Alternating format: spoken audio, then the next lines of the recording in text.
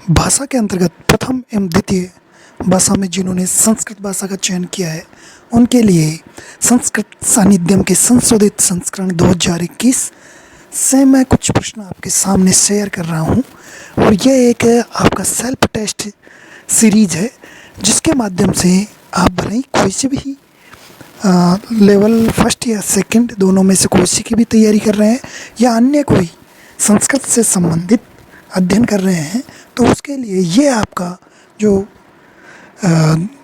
तैयारी का प्रयास रहेगा वो बहुत ही शानदार रहेगा। श्रीमान चंद्रभान सिंह चौधरी जी द्वारा ये संस्कृत सानिध्यम लिखी गई है और इसमें जो नवीनतम पाठ्यक्रमानुसार रीट संस्कृत सानिध्यम, इसकी खासियत यह है कि इसमें 3132 वस्तुनिष्ठ प्रश्न संग्रह हैं जो संस्कृत में ही प्रश्न किए गए हैं और 15 मॉडल पेपर इसमें दिए गए हैं। जी हाँ, माहेश्वर सूत्र, अलंकार, संख्या ज्ञान, समय लेखन, राजस्थान के संस्कृत साहित्यकार सभी का समावेशन इसमें किया गया है। आइए मित्रों, हम तैयारी कर रहे हैं वर्ण विचार। प्रथम टॉपिक वर्ण विचार है और प्रथम टॉपिक में त्रिमात्रा कालेन उच्चार्यमाणा स्वरा कथ्यन्ते। त्रिमात्रा कालेन उच्चार्यमाणा स्वरा कथ्यन्ते। ध्यान दें, एक मात्र ऋष्व होता है, द्विमात्रिक दीर्घ होता है और जो त्रिमात्रिक है वह प्लुत होता है। उकालोज ऋष्व दीर्घ प्लुत, इस सूत्र में इसका समावेशन भी है। ऋष्व स्वर एकमात्रिक, दीर्घ स्वर द्विमात्रिक, प्लुत स्वर जो होता है वो त्रिमात्रिक होता है। जी हाँ, इसका उत्तर सही है। अगला प्रश्न, अ वर्णस्य उच्चारण स्थानम वर्तते। अधिकांश जितने भी कंपटीशन वाले एग्जाम्स हैं उनमें उच्चारण स्थान अवश्य पूछे जाते हैं और इस वीडियो में उच्चारण स्थानों पर ज़्यादा फोकस किया जाएगा। अकु है विसर्जनीय नाम कंठ है, यानी ए का जो उच्चारण स्थान है वह कंठ है। ए का वर्ग है और विसर्ग, इनका उच्चारण स्थान कंठ होता है। ध्यान दें, ए वर्णस्य उच्चारण स्थानम वर्तते। कौन से वर्ण का पूछ रहे हैं? ए वर्ण। पहले ये ध्यान दें, ए वर्ण एक संयुक्त वर्ण है, संयुक्त वर्ण है और संयुक्त किस किस का से संयुक्त है? ए और ई। ए और ई इनके मेलन से ही ए बनता है। ए और ई इनके मिलने पर ही ए बनता है। तो अकु विसर्जनीय नाम कंठ है। ए का उच्चारण स्थान कंठ था। ई का उच्चारण स्थान क्या है? तालु। तो ए का उच्चारण स्थान क्या होगा? कंठ भी होगा तालु भी होगा, दोनों का मेल जहाँ होगा वही उच्चारण स्थान होगा, कंठ तालु। ए देतौ कंठ तालु, कौन से सूत्र से? ए देतौ कंठ तालु। ध्यान दें, ये संयुक्त जो वर्ण है ए आई ओ औ, इनमें इस तरह दोनों वर्णों का जिनसे वो वर्ण संयुक्त हुआ है उनका उच्चारण स्थान साथ में लिखना है। ए दे तो कंठ तालु। जी हाँ, इसका उत्तर आपका ए हो गया है। ये तुरंत आपके सामने अगला ही प्रश्न, संयुक्त स्वर है कह। संयुक्त स्वर, इसका मतलब जो दो स्वर से मिलकर बना है। तो यहाँ पर ई अकेला स्वर है, आ अकेला है, री अकेला है, जो ए है वह ए और ई से मिलकर बना है और दोनों को गुण संधि अगर करेंगे तो ए गुण हो जाएगा। तो उसी हिसाब से, और कंठ का उच्चारण स्थान ए का, ई का उच्चारण स्थान तालु, तो कंठ तालु इनका उच्चारण स्थान हो जाएगा। जी हाँ मित्रों, संयुक्त स्वर क्या है? ए। चलिए मित्रों आगे देखते हैं। संस्कृत व्याकरणे इत संज्ञक वर्णस्य किम भवति। ये सारे प्रश्न आप देख रहे हैं, ये सभी संस्कृत टू संस्कृत इसलिए हैं क्योंकि आपको ज़्यादा से ज़्यादा अभ्यास करने को मिले। अन्य जो आप जहाँ से तैयारी कर रहे हैं वहाँ ये सुविधा आपको उपलब्ध नहीं है। संस्कृत व्याकरणे इत संज्ञक वर्णस्य किम भवति। कस्य इत संज्ञक वर्णस्य किम भवति। तो तस्य लोपः, एक सूत्र जो है वो कौन सा है, तस्या लोप है। ये क्या कर देता है, इत संज्ञक जो वर्ण होते हैं उनका लोप कर देता है। क्या कर देता है, लोप कर देता है। तो इत संज्ञक वर्ण का क्या हो जाएगा, लोप हो जाएगा।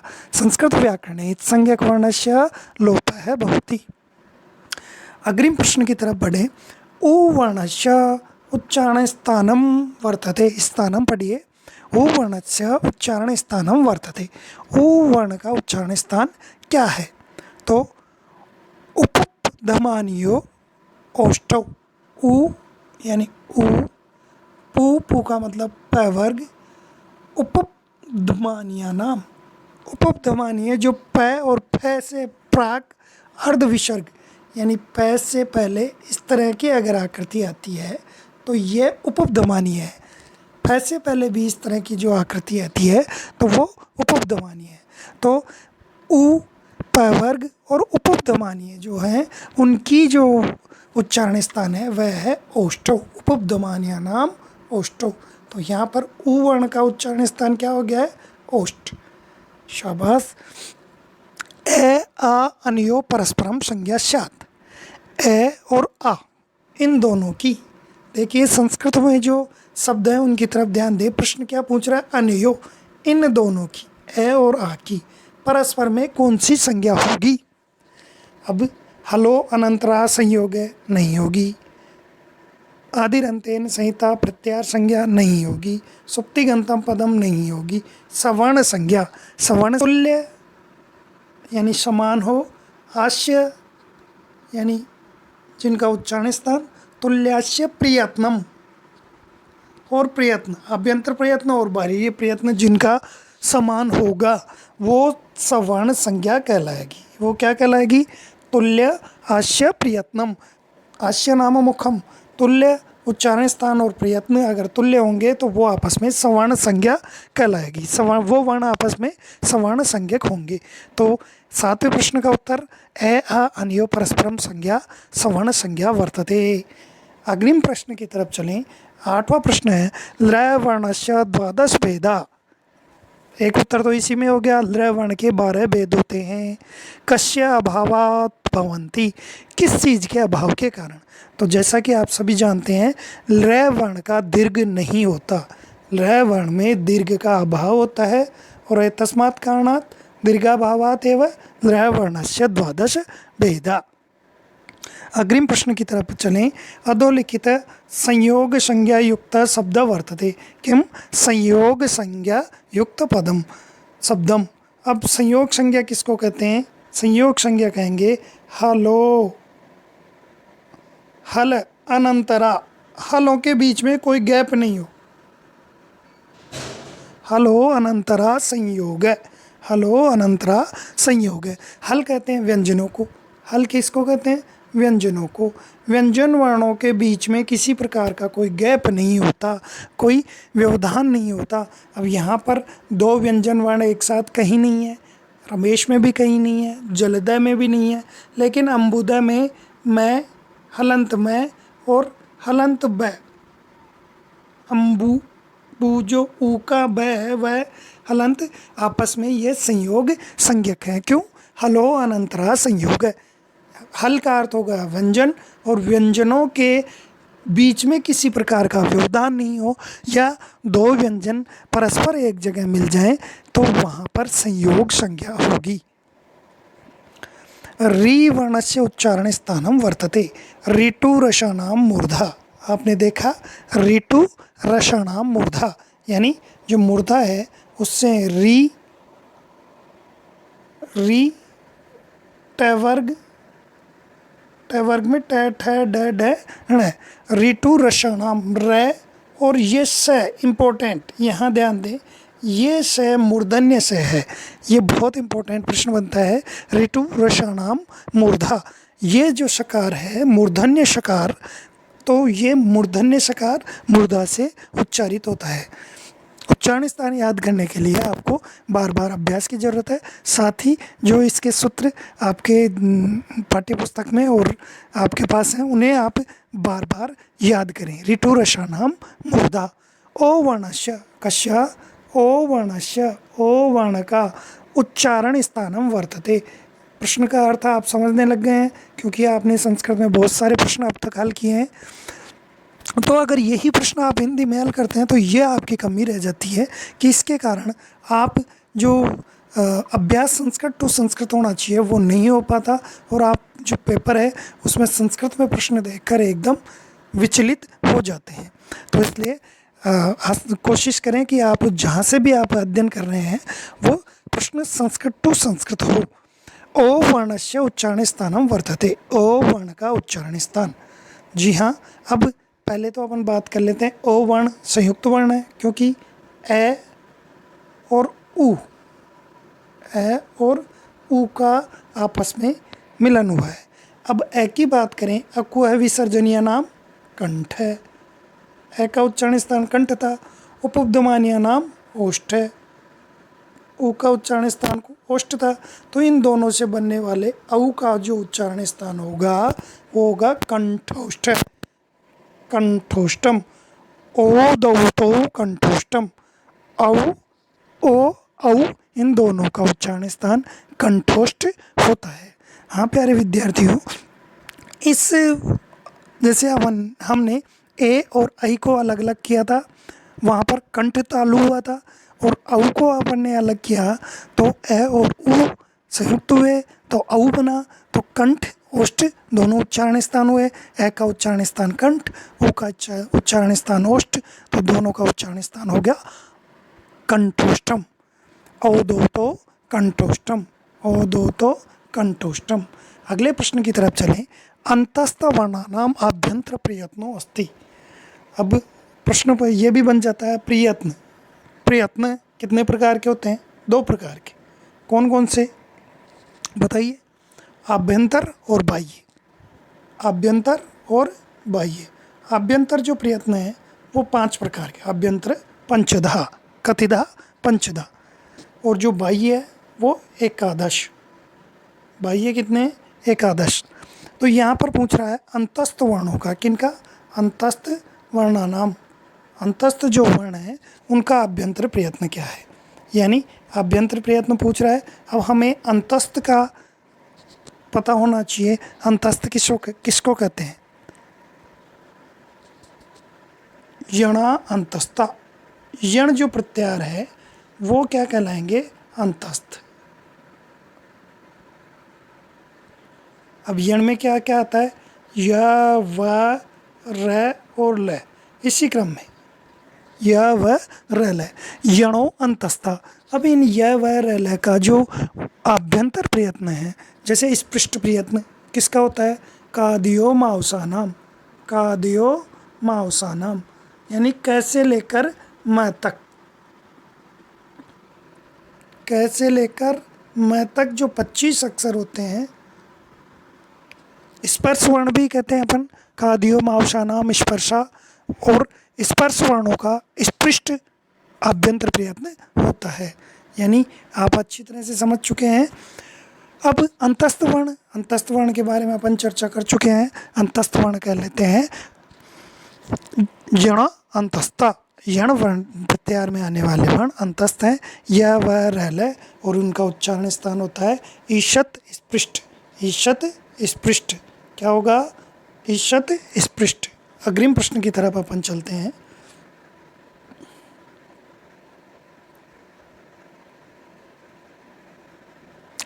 कंठ तालु वर्ण कह। देखिए 2 उच्चारण स्थान एक साथ दिए गए हैं। कंठ तालु, इसका मतलब संयुक्त वर्ण होगा, और यहाँ पर संयुक्त वर्ण का एक ही उदाहरण है आपके सामने, तो इसमें आपको घबराने की कोई ज़रूरत ही नहीं है। कंठ तालु वर्ण है कह ए और ई दोनों को मिलाकर ए बनता है। ए का उच्चारण स्थान कंठ, ई का तालु, इचु ऐसा नाम तालु, तो इस तरह कंठ तालु। महाभाष्यकार है कह। बहुत ही इंपॉर्टेंट क्वेश्चन। महाभाष्यकार है कह, लेकिन ये सभी को आता है। भगवान पतंजलि ने महाभाष्यकार कौन है? भगवान पतंजलि। लृवर्णस्य उच्चारण स्थानम कस्य? लृवर्णस्य उच्चारण स्थानम वर्तते।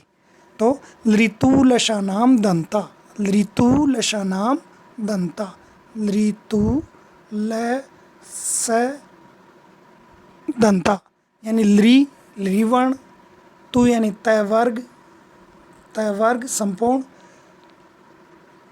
ल और श दंतव्य शकार कौन सा है? श। ये ध्यान दे लें, दंता, ऋतु लशा नाम दंता।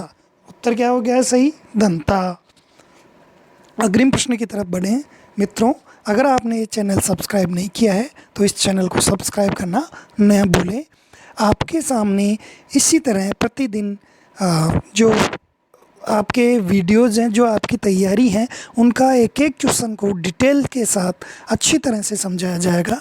तो आप इस चैनल को सब्सक्राइब भी करें, साथ में लाइक बटन को दबाएं और शेयर भी करें, नोटिफिकेशन ऑन करना नहीं भूलें।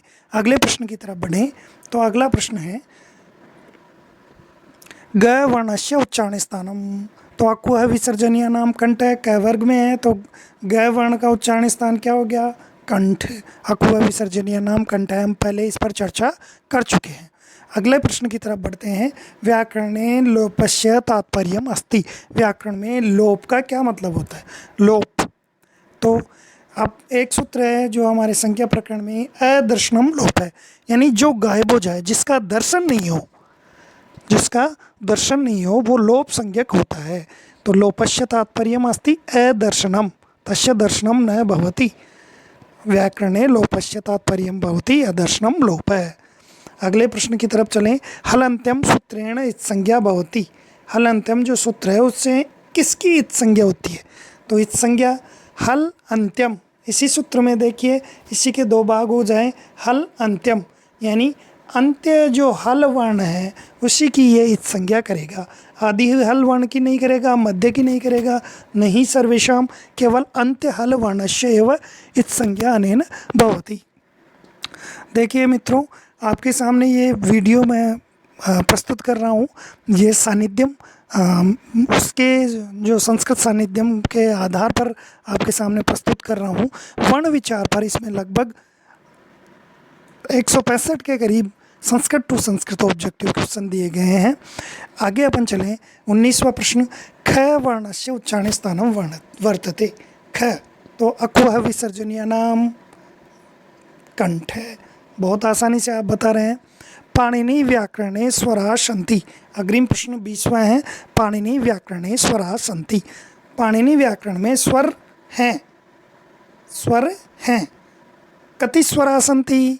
तो कति नहीं पूछ रहे हैं, दीर्घ प्लुत उदात्त अनुदात्त स्वरित दीर्घ प्लुतो। तो उदात्त अनुदात्त और स्वरित ये व्याकरण में स्वर हैं। जैसे संगीत में स्वर अलग होते हैं, व्याकरण के स्वर अलग हैं। तो उदात्त अनुदात्त और स्वरित तीनों का जो अंतर्भाव स्वरों के अंतर्गत होता है। घ वर्णस्य उच्चारण स्थानम, तो वही आ जाएगा अकुह विसर्जनीय नाम कंठ है। अकुह विसर्जनीय नाम कंठ है और घ वर्ण का जो उच्चारण स्थान होगा कंठ हो जाएगा। अगला प्रश्न है, अष्टाध्यायी इत्यस्मिन् ग्रंथे। अष्टाध्यायी पाणिनि कृत है, भगवान पाणिनि जी ने लिखी है। इस ग्रंथ में इत संज्ञा विधायकानि सूत्राणि सन्ति। इत संज्ञा करने वाले सूत्र हैं। तो कितने सूत्र हैं अष्टाध्याय में? इत संज्ञा कौन कौन से सूत्र करते हैं? 6 सूत्र करते हैं। वीडियो बड़ा हो जाएगा, वरना इसका भी स्पष्टीकरण हम ले सकते हैं।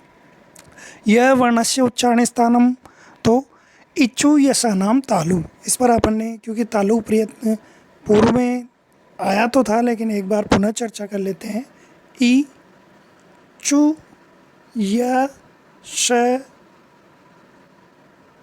इचु यस तालु, यानी ई का उच्चारण स्थान, ई का मतलब दोनों ही, च वर्ग और साथ में य, और यहाँ ध्यान देने वाली इम्पोर्टेंट चीज़ है श। जो तालव्य श है, इसको ध्यान देने वाली बात है कि हमने श तालव्य, स दंतव्य, श मूर्धन्य, 3 प्रकार के स पर चर्चा कर ली है। अगला प्रश्न 24वां, यम गणना नाम नासिका च, यानी इसमें ङ वर्ण का उच्चारण स्थान पूछा गया है। पंचम वर्ण का जो उच्चारण स्थान है वो नासिका होता है। कौन सा होता है? नासिका। किंतु अकु अविसर्जनीय नाम कंठ है, इस सूत्र से कंठ भी हो रहा है। ध्यान दें, ङ वर्ण पंचम अक्षर है। पंचम प्रत्येक वर्ग के पंचम अक्षर का उच्चारण स्थान नासिका भी होगा और जो सूत्र में आए जहाँ जहाँ उनका समावेश होगा वह भी होगा। यानी ङ वर्ण के उच्चारण स्थान दो गए हैं, नासिका और कंठ। तो इस तरह उत्तर क्या होगा? इसका उत्तर सही है ए ब उभौ। अब देखिए, अगर आपने संस्कृत में अभ्यास नहीं किया है तो ये प्रश्न आपको आता है तो भी आप इसको गलत कर देते हैं। ए ब उभौ का मतलब हुआ ए भी और ब भी, उभौ यानी दोनों। ए और ब दोनों ही सही हैं। अग्रिम प्रश्न की तरफ चलते हैं। 25वां प्रश्न आपके सामने है। तो क्योंकि वीडियो ज़्यादा बड़ा हो जाएगा, जो संस्कृत सानिध्यम हमारी ये जो बहुत ही मेहनत से लिखी गई, आपके सामने ये प्रश्न स्क्रीन पर चल रहे हैं, तो इसमें वर्ण विचार पर ही 166 प्रश्न दिए गए हैं। जी हाँ मित्रों, वर्ण विचार पर ही 166 प्रश्न ऑब्जेक्टिव के रूप में दिए गए हैं। और आशा करूँगा आपको ये आज का वीडियो अच्छा लगा होगा। आप इनके स्क्रीनशॉट खींचकर भी पढ़ सकते हैं। आपके पास समय नहीं है, अगर आप इनकी जो डिटेल स्टडी करना चाहते हैं तो पूरा आप इस वीडियो को देखकर भी पढ़ सकते हैं। साथ ही मैं आशा करूंगा कि आपने अब तक चैनल को सब्सक्राइब ज़रूर कर लिया होगा, नोटिफिकेशन ऑन कर लें, क्योंकि हम प्रत्येक टॉपिक पर इसी तरह ऑब्जेक्टिव प्रश्नों पर आधारित जो सॉल्यूशन है वो प्रस्तुत करते रहेंगे। धन्यवाद।